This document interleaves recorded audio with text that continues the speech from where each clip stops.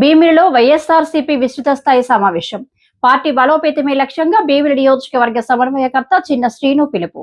ఈ రోజు భీమిలి నియోజకవర్గం ఎండాడ వైఎస్ఆర్సీపీ పార్టీ కార్యాలయం నందు జీవీఎంసీ 5, 6, 7, 8, 98 వార్డుల వైఎస్ఆర్సీపీ విస్తృత స్థాయి సమావేశం.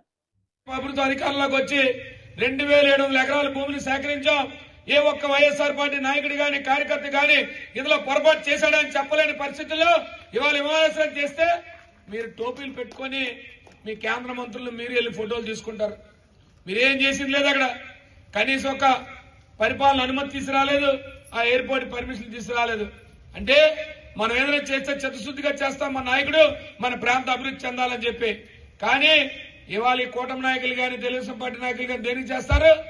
వాళ్ళు బలోపేతం పాడడానికి, వాళ్ళు ఆర్థికంగా బలోపేతం అవడానికి, వారి కుటుంబాలు బాగుండడానికి ఈ ప్రాంతాల్లో పోటీలు చేస్తారు, ఈ ప్రాంతాల్లో ప్రవచనాలు చెప్తారు. కానీ చేసే కార్యక్రమాలు అవి. కాబట్టి మనందరూ ఆలోచన చేయాలి. ఈ అన్ని ఆలోచన చేయాలి. ఈ కార్యక్రమాలను ప్రజల్లోకి వెళ్లాలంటే ఈ వేదిక మీద ఉన్న పెద్దలం గానే బలంగా మన వారిని వినిపించాలి. మన వారిని, ఎందుకంటే టీవీలు సోషల్ మీడియాలో వచ్చే ఇంట్లోకి వెళ్తే టీవీ పెట్టినట్టే జగన్మోహన్ రెడ్డి అలాగా, జగన్మోహన్ రెడ్డి ఇలాగా. ఎందుకంటే నిన్నటి నుంచి చూస్తా ఉన్నాం.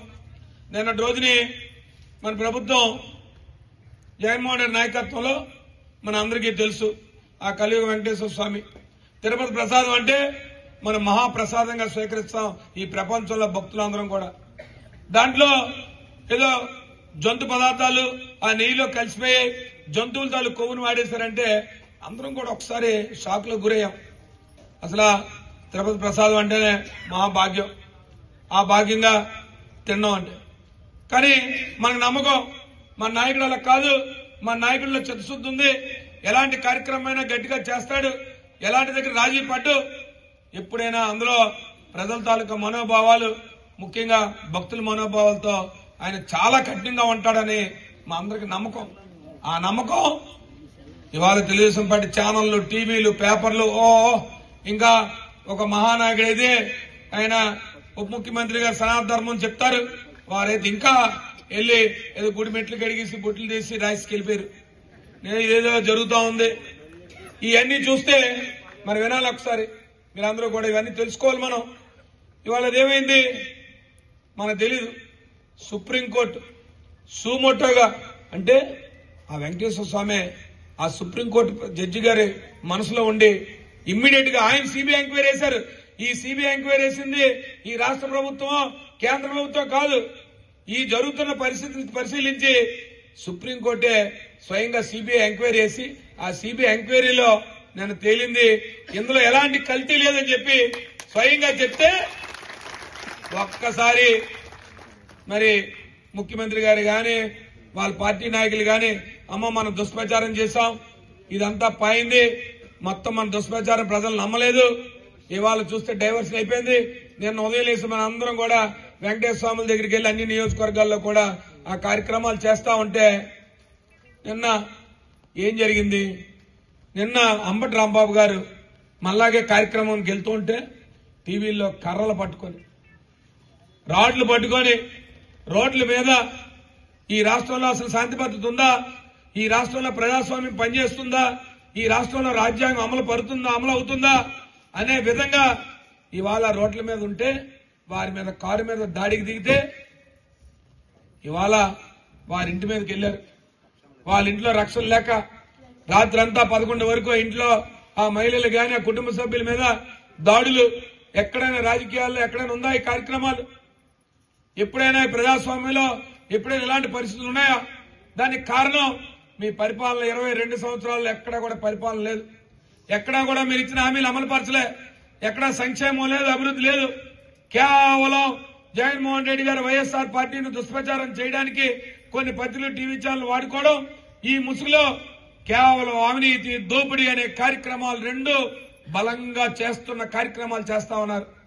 దీంట్లో ఇవాళ నేను మీ అందరూ చూశారు, పెద్దల సత్యబాబు గారి నాయకత్వంలో, పెద్దల జిల్లా అధ్యక్షుడు కేకే రాజు గారి నాయకత్వంలో ఇవాళ గీతం భూముల్లో పెద్ద ఎత్తున పోరాటం చేస్తే స్వచ్ఛందంగా వైఎస్ఆర్ పార్టీ కార్యకర్త నిరసన దీక్షకి వైఎస్ఆర్ కార్పొరేటర్లు అందరూ కూడా ఒక సైనికుల్లాగా దాన్ని అడ్డుకునే కార్యక్రమం చేస్తే దొడ్డి దారిని మీరు మేము ఆమోదించుకున్నామని వెళ్ళిపోయే పరిస్థితి.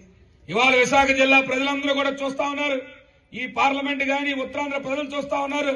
దీనికోసం 5 లక్షల మెజార్టీ తీసుకుంటే మీరు 5 లక్షల మెజార్టీ తీసుకొని మీరు చల్లని చుక్కలాగా 55 ఎకరాల భూమి ఉంటే పార్లమెంట్ సభ్యుడు బయటకు వచ్చి ఒక్క మాట మాట్లాడలేదు. ఎందుకు మాట్లాడలేమో తిరిగి పైపెచ్చు ఈ భూమి నా స్వాధీనంలో ఉందని చెప్తున్నాడు. ఏమయ్యా, జైలు రోడ్లో ఆనాడు జగన్మోహన్ రెడ్డి నాయకత్వంలో, పెద్దల సత్యబాబు గారి నాయకత్వంలో ఇవాళ ఉన్న వేదిక మీద ఉన్న పెద్దలందరూ కూడా అక్కడ స్ట్రీట్ వెండర్లకు రాత్రుల రెస్టారెంట్ ఎవరైనా రాత్రి పగలు చదువుకున్న వాళ్ళు లేదా పగలు పనిచేసి ఇంకా నా కుటుంబాన్ని పోషించుకోలేని వాళ్ళు ఆ జైలు రోడ్లో రాత్రిపూట హోటల్ పెట్టుకుని రెస్టారెంట్లుగా బళ్ళు పెట్టుకుని వ్యాపారం చేసుకున్న అందరినీ మొత్తం రాత్రి తోసి పారేశారు. ఏమంటే ఆ ఫాస్ట్ ఫుడ్ సెంటర్స్ అన్ని కూడా ఏమంటే దానికి ఏమో రకరకాల కారణాలు చెప్పారు. ఒక పేదవాడు ఒక గిల్లు గదిని తీసుకుంటా అంటే లోటు వెండి పెట్టి కొట్టేస్తున్నారు. ఎవడైనా ఒక పేదవాడు వచ్చి నాకు గూడు కట్టుకుంటామంటే కొట్టేస్తున్నారు. ఇవాళ దర్జాగా 5,000 కోట్ల రూపాయల ఆస్తి, 54 ఎకరాల భూమి దారాదత్తం తీసుకొని కనీసం ఒక్క మాట కూడా బయటకు రాలేక నువ్వు ఒక పార్లమెంట్ సభ్యుడివి, ఈ ప్రాంతం నుంచి ప్రాతినిధ్యం వహిస్తున్న వాడివి, నువ్వు బయటకు వచ్చి ఈ భూమి నాది, నేను డబ్బు కట్టి తీసుకుంటున్నాను లేదా ఇంకో కార్యక్రమం చెప్పగా నువ్వు దర్జాగా ఏం చెప్తున్నావు? ఈ భూమి మా స్వాధీనంలో ఉందని చెప్తావు. ఎక్కడొచ్చింది స్వాధీనం? గత ప్రభుత్వంలో దాన్ని కబ్జా చేస్తే బోర్డులు పెడితే ఇప్పటికి కూడా నువ్వు గేట్లు పెట్టుకోలేదు. నీ గేట్లు ఏంటవి? అట్టపెట్టి గేట్లు. ఈ గేట్లతో నువ్వు ఉండి ఇవాళ నువ్వు విద్యా సంస్థల కోసం నువ్వు ఈ ప్రాంతంలో మాట్లాడుతా ఉన్నావు.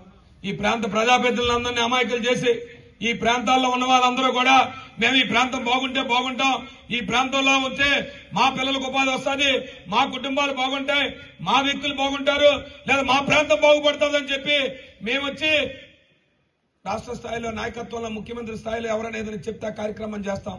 భోగాపురం విమానాశ్రయం వచ్చింది, 2,700 ఎకరాలు వైఎస్ఆర్ సానుభూతి రైతులు స్వాధీనం చేస్తే ఆ ప్రాంతం అంతా అభివృద్ధి చెందితే మా ప్రాంతంలో ఈ ప్రాంతం వాళ్ళందరూ కూడా చదువుకున్న పిల్లలకు ఉపాధి కలుగుతున్న ఆశతో మేము కార్యక్రమాలు చేస్తాం.